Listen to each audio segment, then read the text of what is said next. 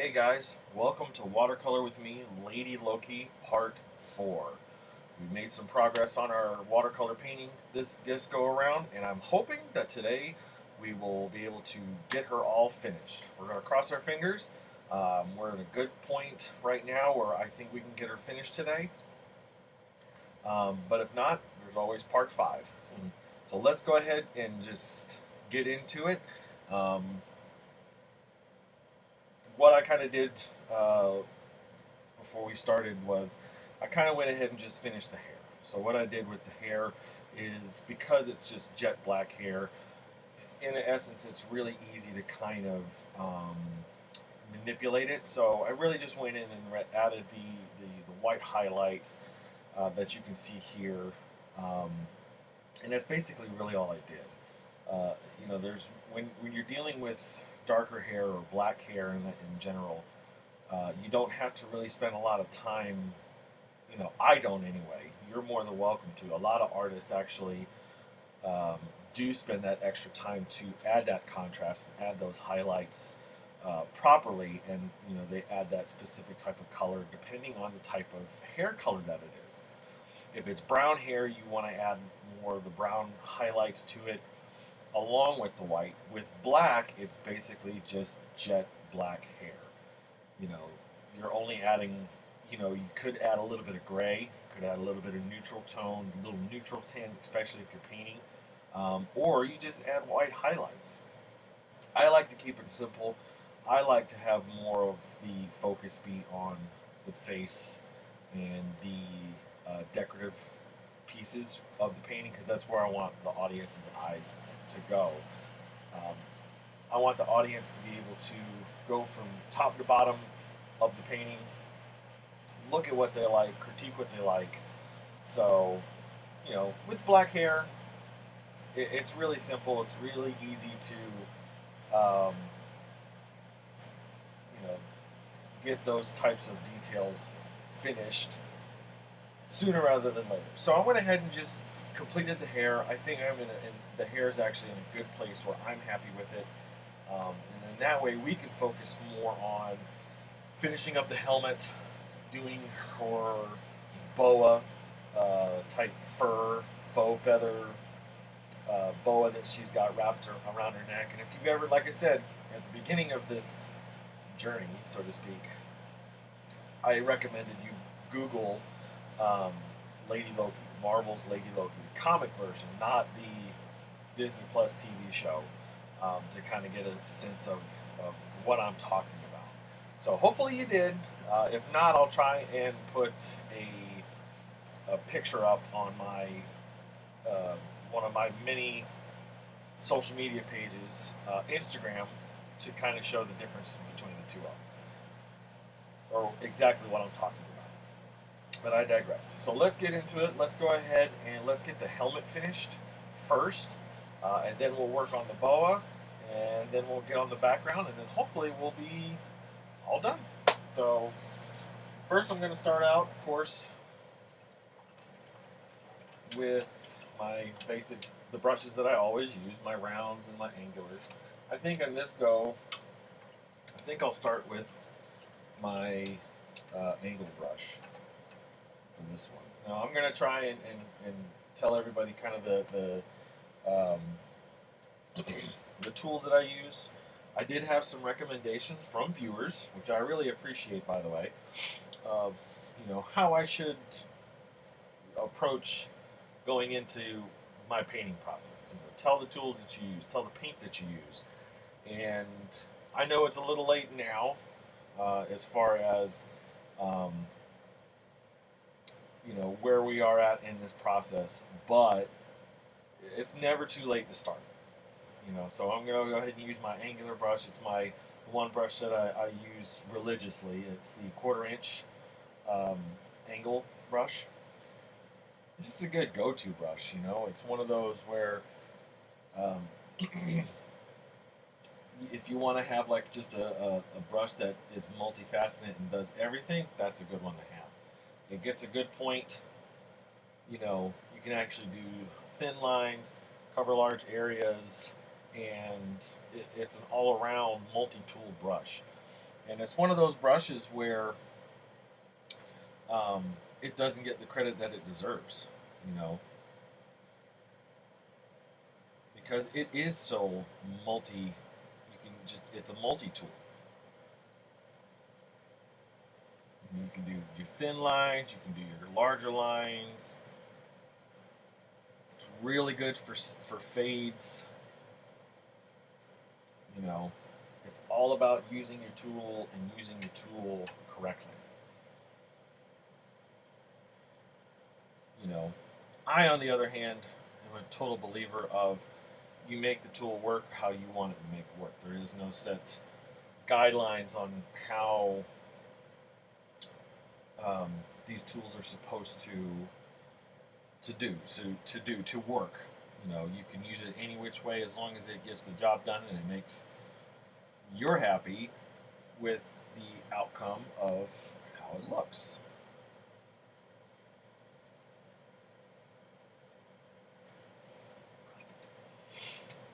The one thing I'm actually not a fan of I should say not really the angle brush, but synthetic brushes in general. Um, what I'm not the one thing that I am not a fan of is synthetic brushes, depending on what brand that you get. And, you know, it is one of those things where if you spend the money, you'll get the better brand. But people who just start out, you know, they can't really afford that kind of stuff, or, you know, they want to make sure that this is something that they truly, truly want to do before they go and spend hundreds of dollars on supplies, as you should. Um, but the one thing that I'm actually not a fan of synthetic brushes is they don't hold the paint enough, or they don't hold water enough, and it just sucks it up. That's what I like about the natural brushes. You know, I like natural brushes because they hold so much paint, and they last. You can just go on for, you know, hours. Wow, I really shouldn't say hours. Uh, it seems just like hours. You can make make a line go without having to redip your brush. If that makes any sense. Which I know that sounds kind of more like I'm rambling, but that's kind of how I see it. You know?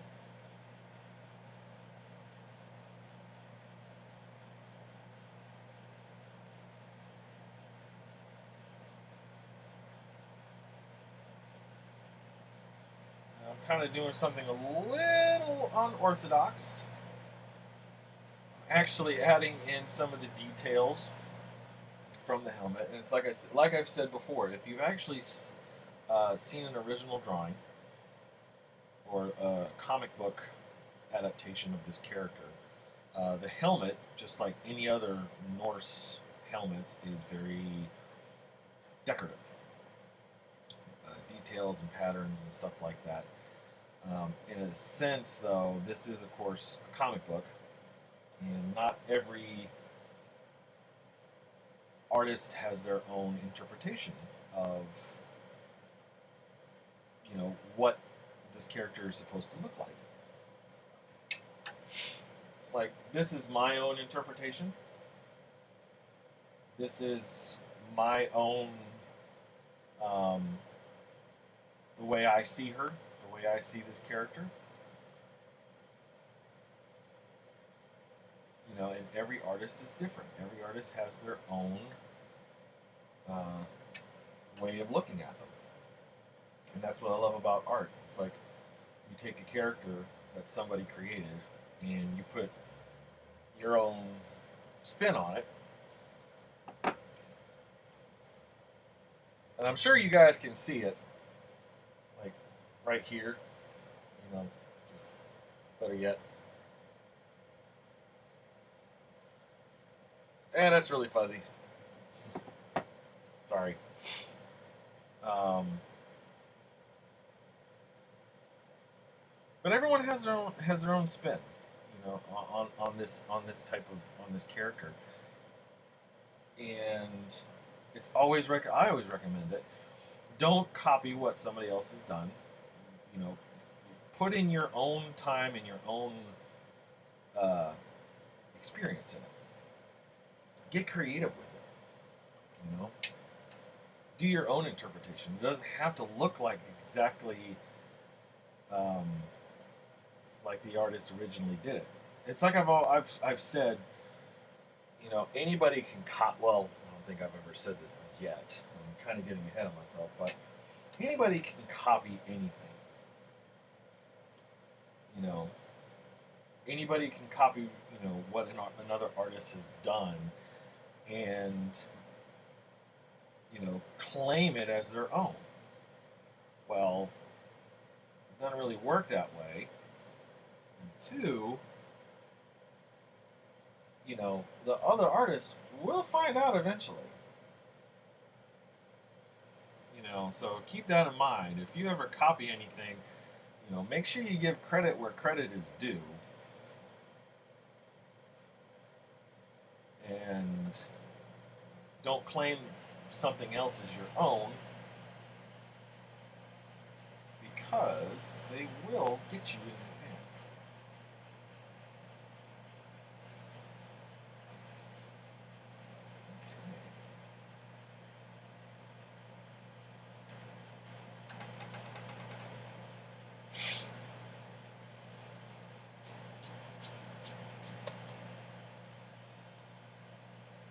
She's turning out pretty cool, I think.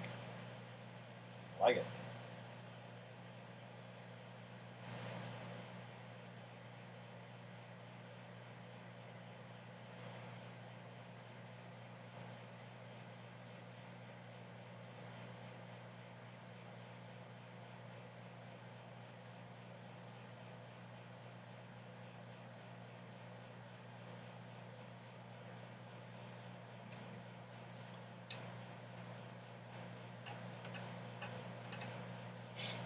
That'll do it as far as the shadows and the darker values of that. So now we're going to go in and we're going to add our little bit of white. I'm not going to get too crazy just because a lot of the paint is still wet. But we'll go in and just do a little bit.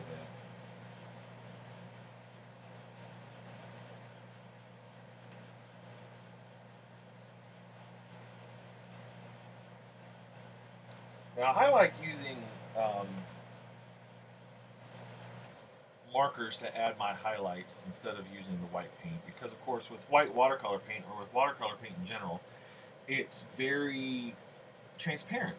Any watercolor paint literally is a transparent paint, and you have to add and add and add, and white is the quintessential transparent white paint. Seriously. You can go in and you can add the white paint if you want to, but it will, you just have to keep adding layer after layer after layer after layer.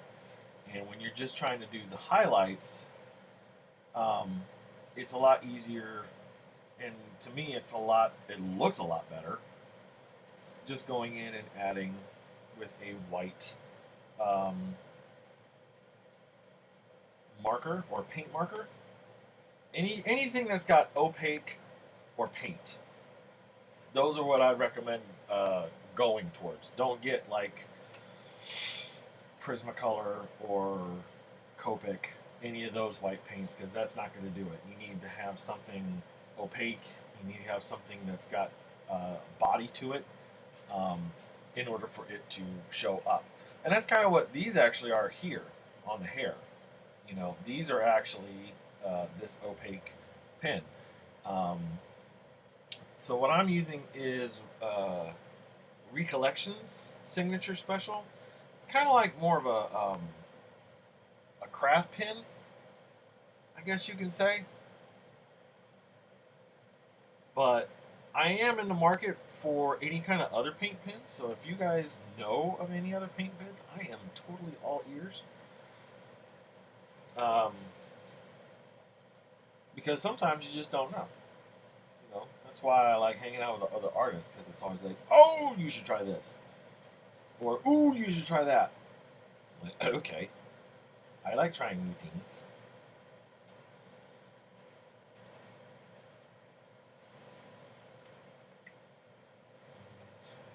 I think that just about do it as far as the highlights go. For now, I may go back in and add more later, but for now, I think that pretty much gets my point across. Okay, now we're going to go in and kind of add our colored pencils.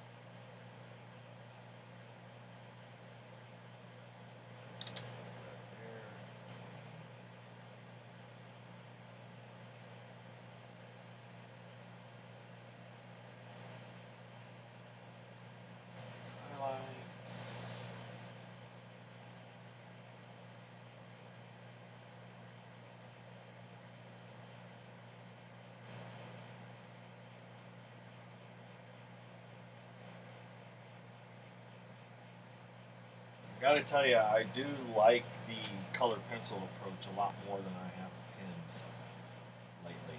Um, if I'm painting big, like this, I don't know, I think just the colored pencils just one, they look better, look more organic.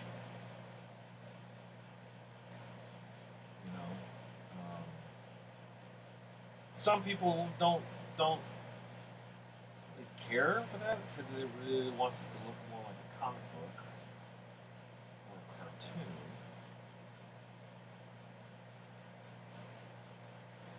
And I don't know. I just really enjoy the color and the color pencil aspect of it because again, it just looks more organic. It looks more natural. It looks more, like you actually just drew it. I don't know. I'd give it a try. I mean, if you're in the market, or if you're, I mean, in the market, if you're just getting started, try everything. That's my recommendation. Try everything. Find out what works best for you, and own it. Plus, just to kind of give you a little bit about me, I unfortunately have, I don't know if it's what it's called. It might be arthritis, it might be tendonitis. I have no idea. But anything that I don't really paint this big much anymore because I actually get, um, my hand starts to tighten up, like right here. And it's kind of like, it's my drawing hand. I can't. So anything that I can relieve the pressure from, that's the route that I go. You know. But I digress.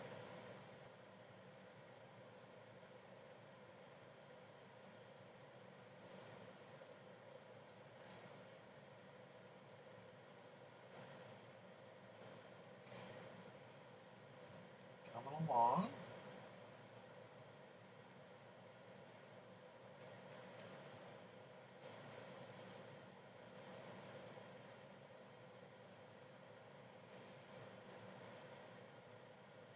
So can we talk about the weather for a second? It has finally gotten nice outside here in the south. So now that means my studio is 10 times more comfortable. So I am actually really feeling good right now. In case you want, and you know, in case you cared.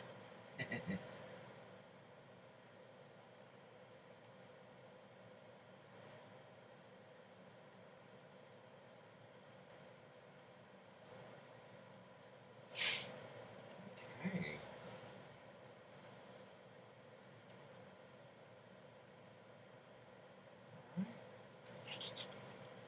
So I'll probably go back in and kind of add a little bit more, you know, as I go. But I think, like I said, this is good progress, and I'm happy with it. It looks really good. Like, I'm just happy with how this turned out in general. Like, I think it looks great. You know, it's one of those things as artists you just sit and admire, especially if you really like what you've done so far. You're just like, this is fantastic. Okay. Well, I think I'm happy with how that looks so far. So I think we're good. We're good to move on to her boa here. We're on the home stretch, ladies and gentlemen. So for this, I'm going to use just a little bit. I'm going to use a bit bigger of a brush. I'm going to go with my 1-inch flat watercolor brush, my little itty bitty one.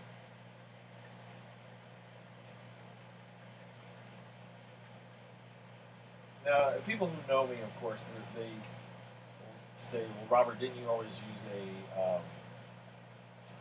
giant round?" And it's true, I did. I actually use this sometimes. This is my big boy. This is my 12-inch round, and this is a good brush to have. Um, but it's one of those things where you find a brush that's working for you, and it's a sport. Here's a sports reference for you. If a quarterback is doing really well and it's the backup, you stick with that quarterback because they'll take you all the way to the. If they take you all the way to the Super Bowl, you stick with that quarterback until you don't.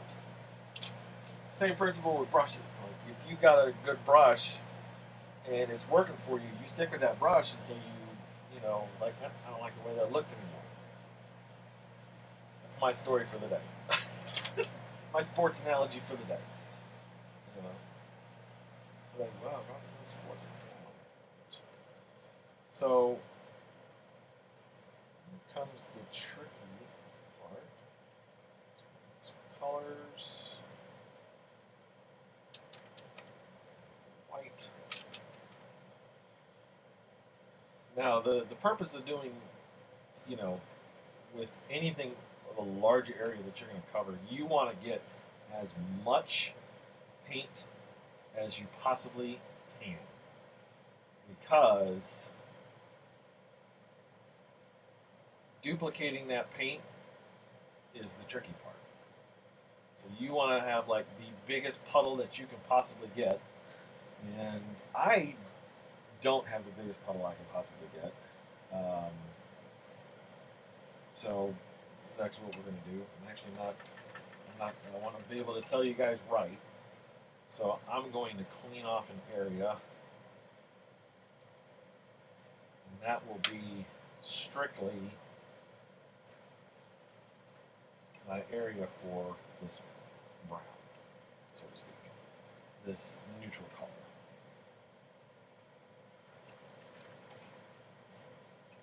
You know, I want to be able to tell you guys the correct way and how I do it. I don't want to just do it for the sake of doing it. And I got all my brushes everywhere, so I'll leave those bad boys.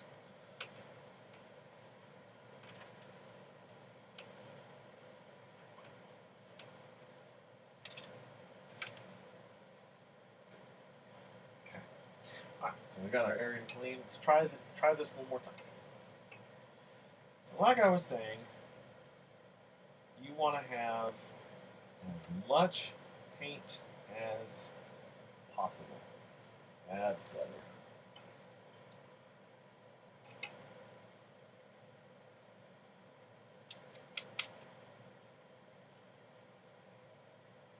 You want to have the biggest puddle as possible, because you want to be able to cover a larger area without having to keep mixing. Now you're going to have to make more. You know, you can't just have like this big giant puddle. One, they don't make palettes big enough. Actually, they do make palettes big enough. That was a lie. Very sorry. Totally forgot. Um, you just gotta kind of. That's where another art comes into play, is mixing your colors. Knowing how much of one color you have, how much of another color you have, how much of another color you have, and it's all about mixing. You know, you want to get it as close as you possibly can, but know that don't spend a lot of time going in and trying to mimic the same color, because sometimes, and some people, they never get it right. So you work with what you have. It's all about, okay, well, this is pretty close. It's not really the same color, but it's pretty close. I'm going to work with it. And you'll kind of see what I mean going forward. So I got a good amount of paint on this brush. It may last me, so we'll see.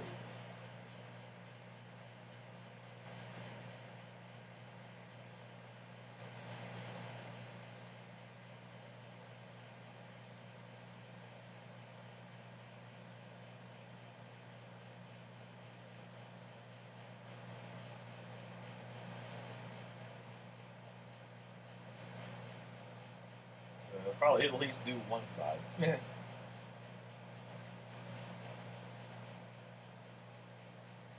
But you also want to have your paint as wet as you can. And you don't want to let it dry too fast. Because if you let it dry too fast, you'll actually start seeing the separation, where you'll start seeing layers. So you'll have this color, and then this color will end up being darker, um, because you let the other one dry. But again, don't get discouraged. Use it, because typically, again, as I said at the beginning, it's all about layers. It's all about adding layers to your piece. So that worked out nicely. I actually covered a good area. That was just the right amount of paint. Now let's see if I can do this again. Do the other side. Then white. A little bit more white.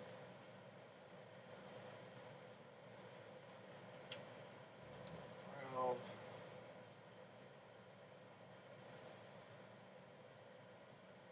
That's pretty close.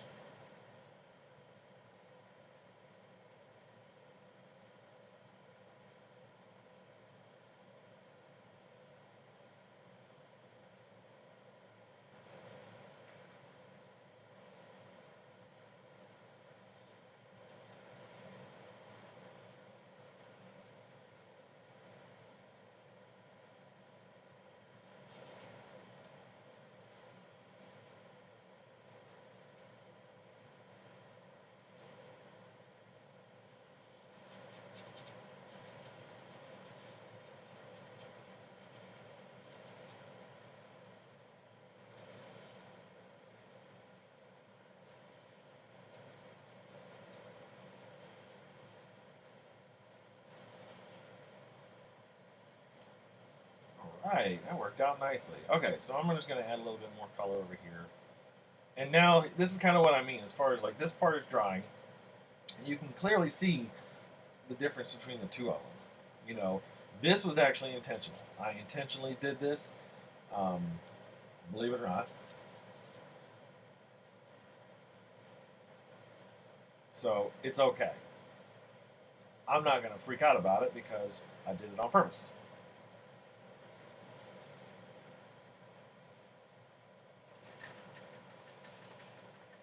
Alright. I think that looks pretty good. For the most part.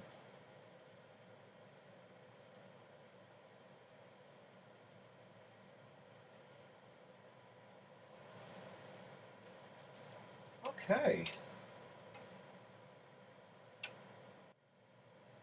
All right, we're back. Sorry, I had to figure it'd be a good chance to, let it dry so we don't have any mud. All right, let's get this bad girl finished.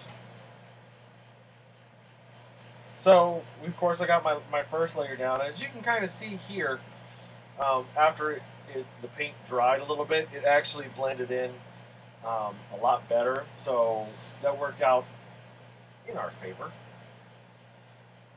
So we're gonna go ahead and get this finished.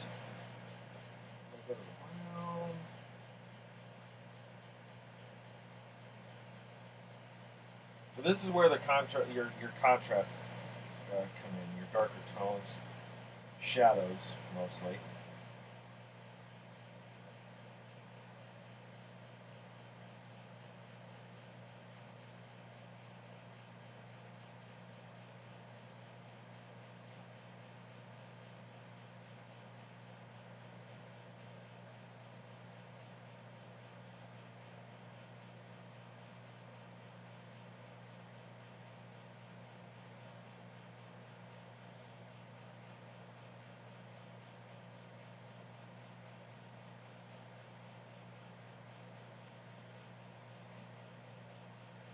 I'm going to go ahead and change brushes.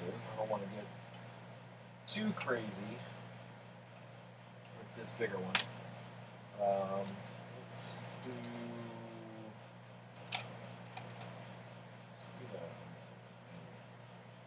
the angular brush.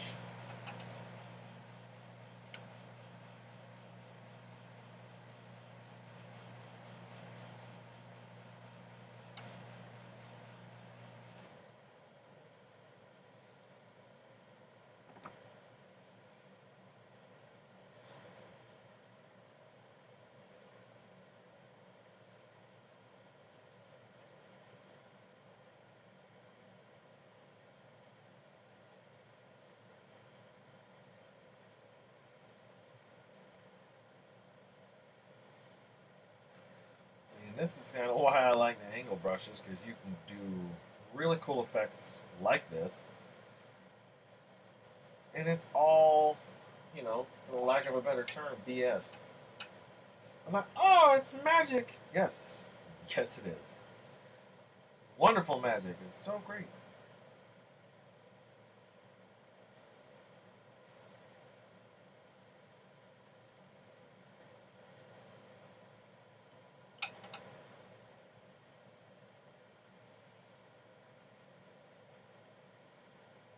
Now, the idea is you don't want to get too carried away when you're doing smaller details like this, just because you can overdo it. You don't want to completely overdo it, because then you'll get the equivalent of mud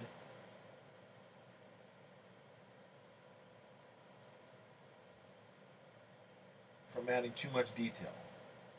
Now, some artists can work with too much detail. I'm not a fan of it. I like to keep it simple, like so, and kind of let the other aspects of the painting do the talking for me.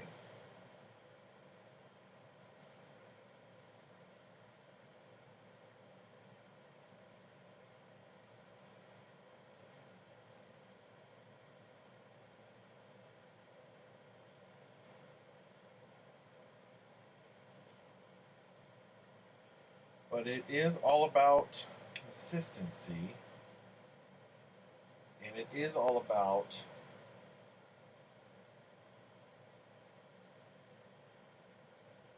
making sure that you don't want one side to over encompass the other.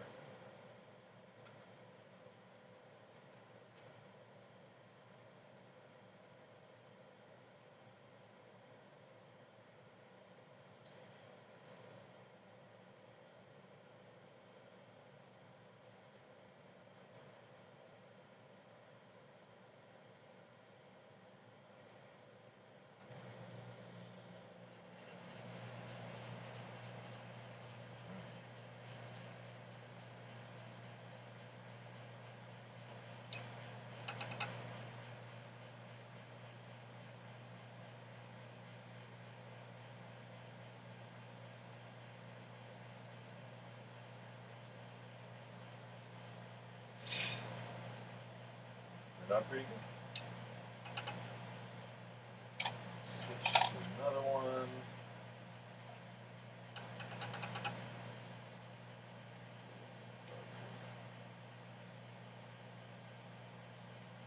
Really kind of help building in that layer, that darker contrast layer.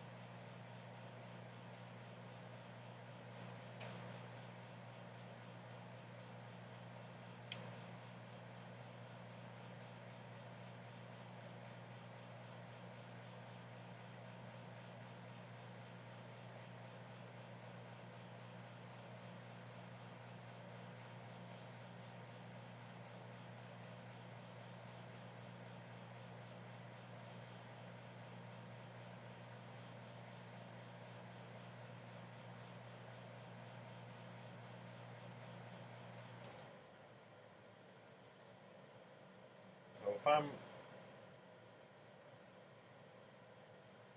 if you're getting bored, I do apologize. It's kind of like I'm in the zone, you know. I want to kind of stay in the zone because this is kind of where the tedious process comes in. And this is where it's, I don't really want to say tedious. It's such a bad word to use.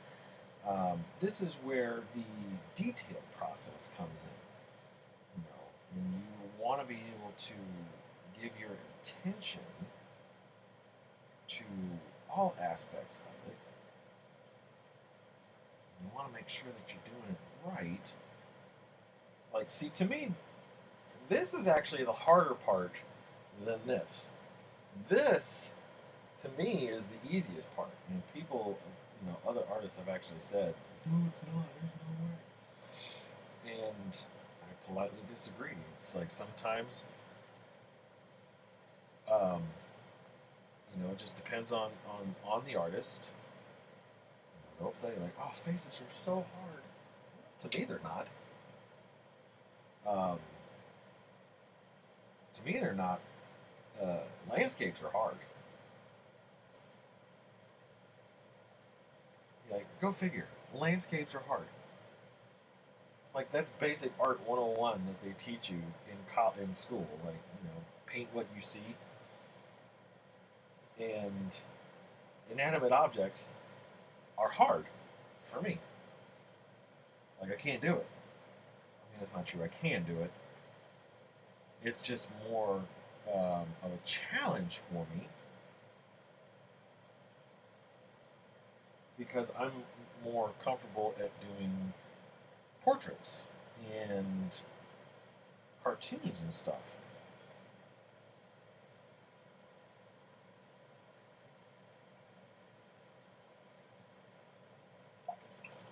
Well, I think that's turning out pretty good, if I do say so myself.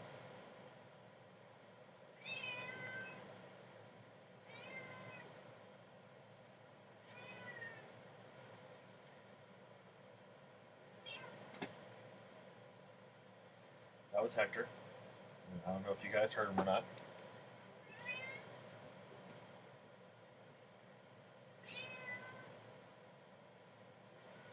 He likes to help, or in my case, he likes to get in the way.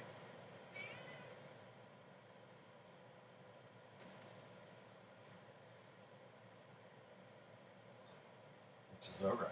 It's like, let him get in the way. It's fine. Okay. Well, I think that looks pretty good, if I do say so myself. Just a little bit more here.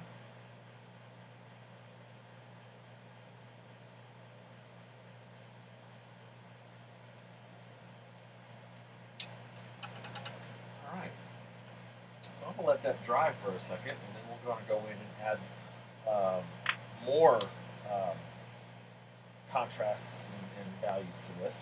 Because I think what I'm going to do is I'm going to kind of go in here and add more darker values, more darker contrast to kind of show that this frock or this fur is in layers. I'm going to give it a little bit more definition. Like here's the first layer, there's the second layer. Because if you ever look at the comic book itself, it's a cloak, so it's a jacket, so to speak, and it's in layers. So you have like the top piece and then the bottom piece. So I think that's what I'll do here. But I'm gonna let this dry for a second, and so we don't make a mess out of it. But I think that's really good. I really like the way that looks. I mean, that turned out really well.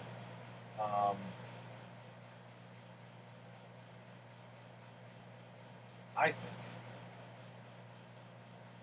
Just going to go in and start doing the colored pencil part.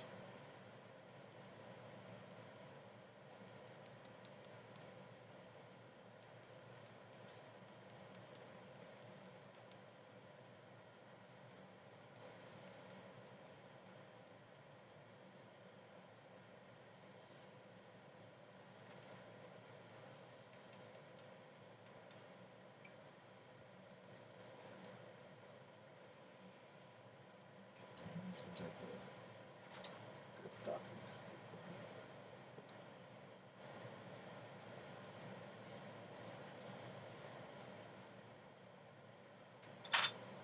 Got to sharpen my pencil. There we go. That's better.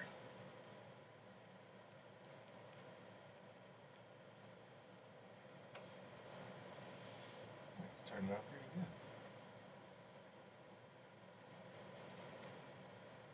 See what I mean by, well, look, here I can add a little bit of detail to the helmet. We need a little bit more on the face down here. Like I'm always adding, it's the trying to stop is the hard part.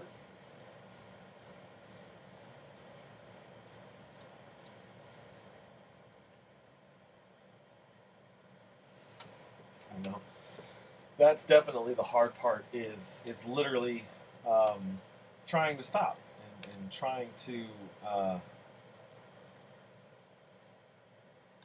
be happy with where you're at and what you've done.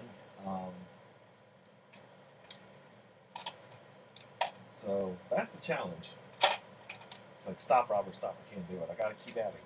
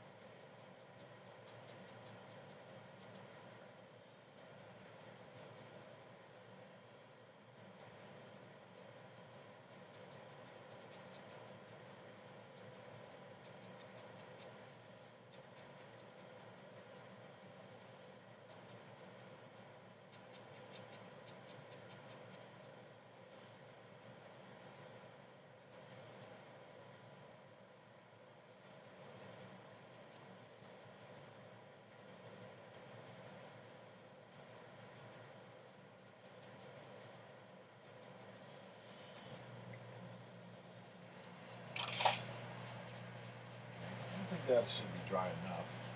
So let's go ahead and come in and add our black. Because I don't want to get it too dry. One, because then it'll look like, black. And I do want to be able to have the warmer tones still come out and still be present and still signify that, hey, this is a jacket. You know, it's not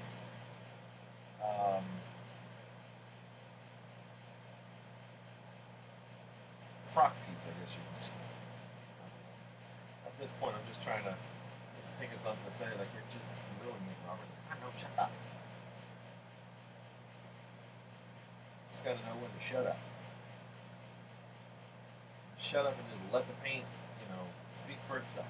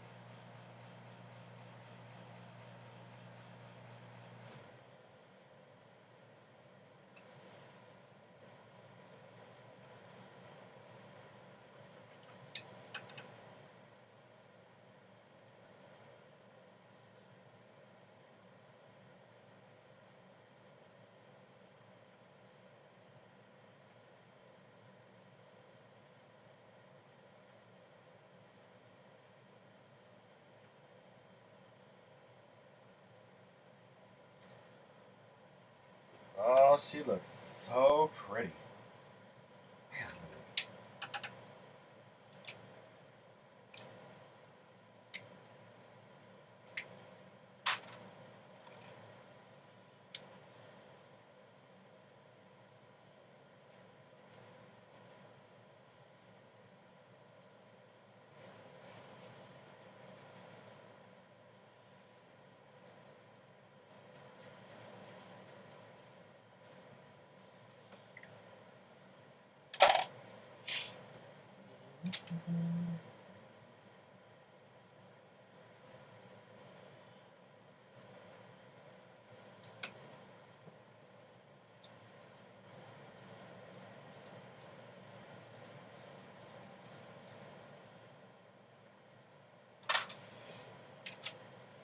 okay.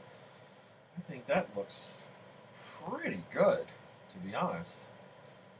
Alright, so we got that finished. Now I think I'm just going to add the background, which I usually just, with my backgrounds, it's really just a splash of color, just to kind of help fill in the background a little bit.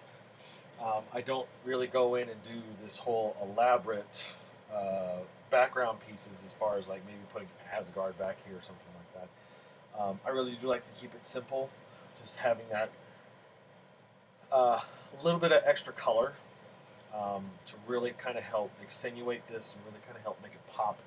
Um, so I think I'm going to just keep it simple, and we're going to naturally go with green for the background. And I think I'm actually going to use my 12-inch round for this one. Have a little bit more control than the flat. I don't want to get green on areas that I don't want to get green. Now when doing the background, you definitely want to make sure that a lot of your painting is dry. You don't want to start doing the background where you still have places that are wet. When you're doing watercolor, especially, because what will happen is you'll end up getting a bleeding effect. So if you've got an area that's still wet and you put another color in there, it'll actually start bleeding into that color, and then you got yourself a mess, and then you got to clean it up, and then you got to, fix it. And it's one of those things where you are looking at this, and you're just like, I really like the way this looks. I don't want to ruin it, kind of a thing. So it's like, be careful. So we're actually going to start up here, work our way down.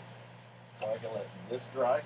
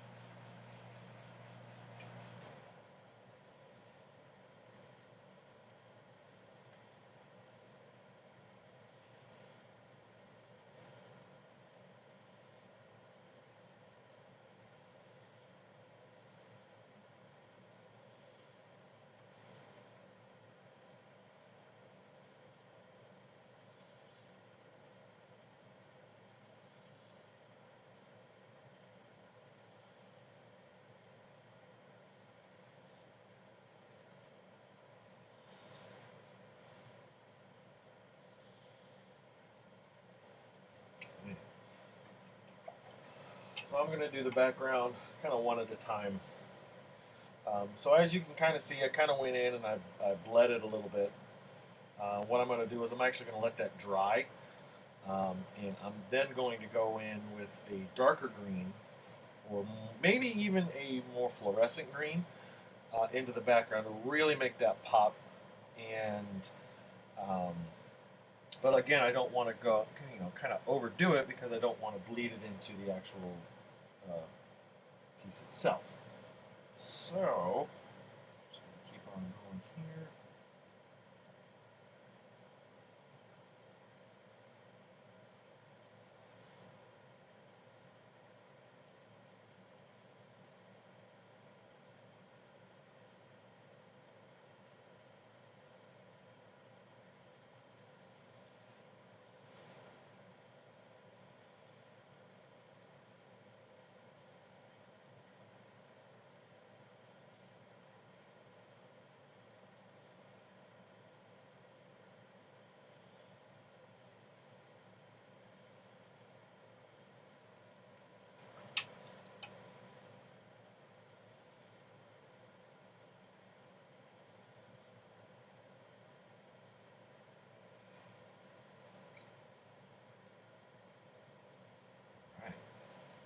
Good, looking good.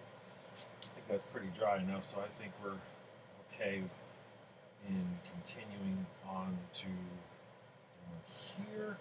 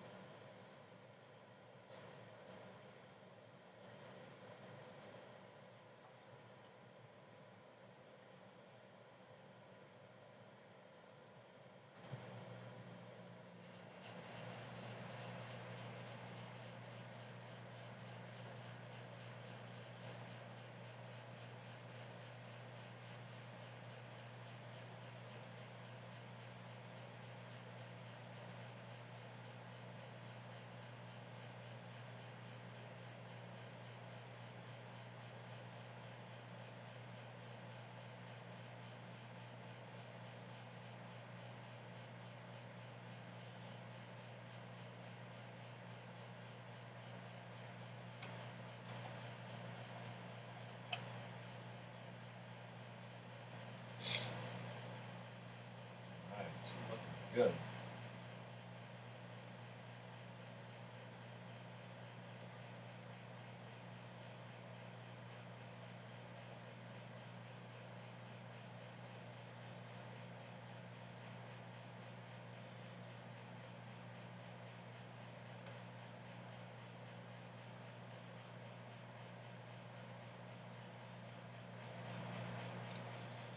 All right, I think that looks pretty good.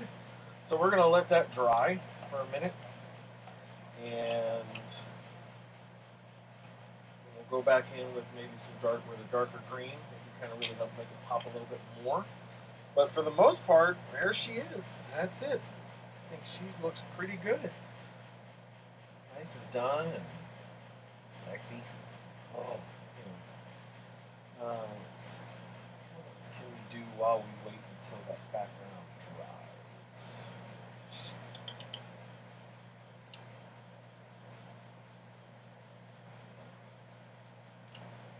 Let's go in and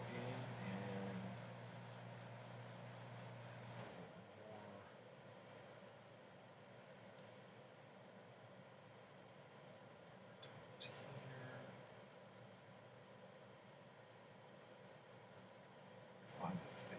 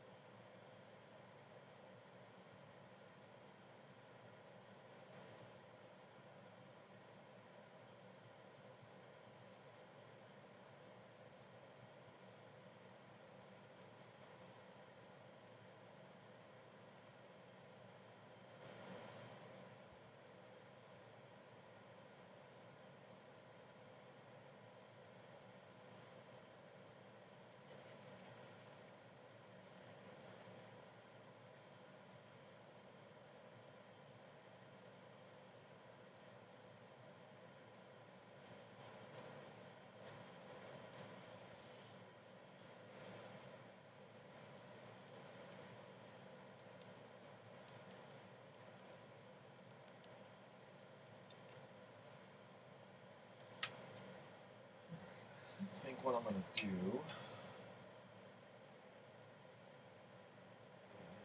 I'm going to add some white into the boa. Some more flat white.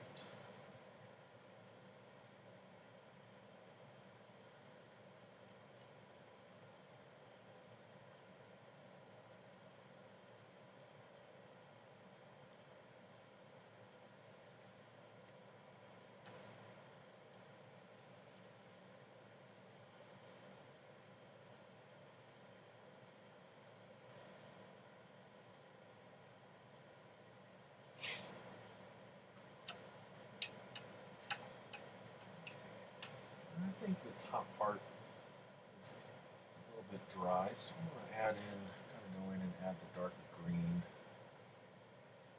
Pop a little bit more.